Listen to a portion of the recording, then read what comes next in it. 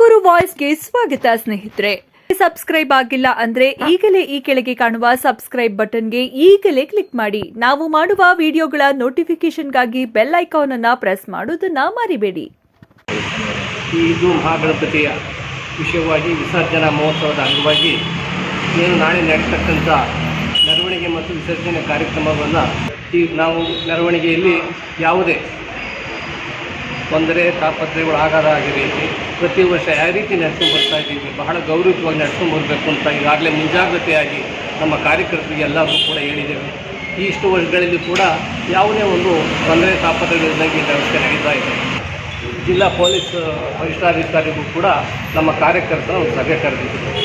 ಸಭೆಯಲ್ಲೂ ಕೂಡ ಅವರು ಕೂಡ ಹೇಳಿದ್ದಾರೆ, ಯಾವುದೇ ಒಂದು ಗಲಭೆ ಮತ್ತು ಯಾವುದೇ ಒಂದು ತೊಂದರೆಗಳನ್ನು ಮಾಡ್ಕೊಂಡು ನಾವು ಯಾವಾಗಲೂ ನಿಮ್ಮ ಜೊತೆಯಲ್ಲಿ ಇರ್ತೇವೆ, ಭಾಳ ಚೆನ್ನಾಗಿ ನೀವು ಉತ್ಸವವನ್ನು ಮಾಡಬೇಕು ಅಂತೇಳಿ ಅವರು ಕೂಡ ಭಾಳ ಸಹಕಾರ ಕೊಡ್ತೀವಿ ಅಂತ ಹೇಳಿದ್ದಾರೆ. ಅವರ ಜೊತೆಯಲ್ಲಿ ನಾವು ಕೂಡ ಸ್ಪಂದಿಸ್ತೀವಿ ಅಂತೇಳಿ ನಿಮ್ಮ ಮೂಲಕ ಹೇಳ್ತೀವಿ.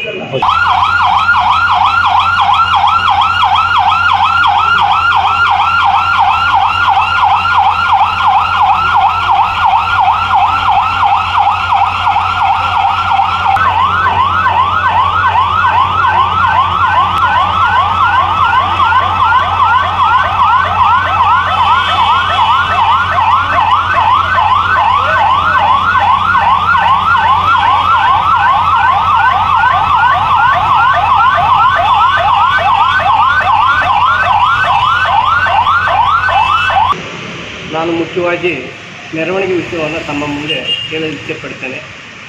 ನಾಳೆ ದಿವಸ ಒಂದು 12 ಗಂಟೆಗೆ ಸಿದ್ಧಗಂಗಾ ಮಠಾಧ್ಯಕ್ಷರಾದ ಶ್ರೀ ಸಿದ್ಧಲಿಂಗ ಮಹಾಸ್ವಾಮಿಗಳವರ ಅವರ ಚರಣದಿಂದ ಉದ್ಘಾಟನೆ ಮಾಡ್ತಕ್ಕಂಥದ್ದು ವ್ಯವಸ್ಥೆಯನ್ನು ಮಾಡಿದ್ದೇವೆ. ಜೊತೆಯಲ್ಲಿ ಸುಮಾರು 8-10 ಜನ ಎಲ್ಲ ಸಮುದಾಯದ ಹರಗುರು ಚರಮೂರ್ತಿಗಳು, ಸನ್ಯಾಸಿಗಳು, ಸ್ವಾಮಿಗಳೆಲ್ಲರೂ ಕೂಡ ಈ ಉತ್ಸವದಲ್ಲಿ ಭಾಗವಹಿಸಬೇಕು ಅಂತ ಹೇಳಿ ನಾವು ಅವರಲ್ಲಿ ಪ್ರಾರ್ಥನೆ ಮಾಡಿದ್ದೇವೆ. ಅವರು ಕೂಡ ಒಪ್ಪಿಕೊಂಡು ಬಂದಿದ್ದಾರೆ. ಇದರಲ್ಲಿ ವಿಶೇಷವಾಗಿ ಹೆಣ್ಣು ಮಕ್ಕಳು ಒಂದು ನೃತ್ಯವನ್ನು ಮಾಡ್ತಕ್ಕಂಥದ್ದು, ಭಜನಾ ಕಾರ್ಯಕ್ರಮ ಮಾಡ್ತಕ್ಕಂಥದ್ದು ಬಹಳ ಮುಖ್ಯವಾಗಿರ್ತಕ್ಕಂಥ ವಿಷಯ. 2 ವೃತ್ತದಲ್ಲಿ ಕೃಷ್ಣ ಮಡಿಕೆ ಹೊಡೆಯತಕ್ಕಂಥ ಒಂದು ದೃಶ್ಯವನ್ನು ಕೂಡ ನಾವು ಈ ವರ್ಷದ ಹೊಸ ಒಂದು ವ್ಯವಸ್ಥೆಯನ್ನು ಮಾಡಿದ್ದೇವೆ.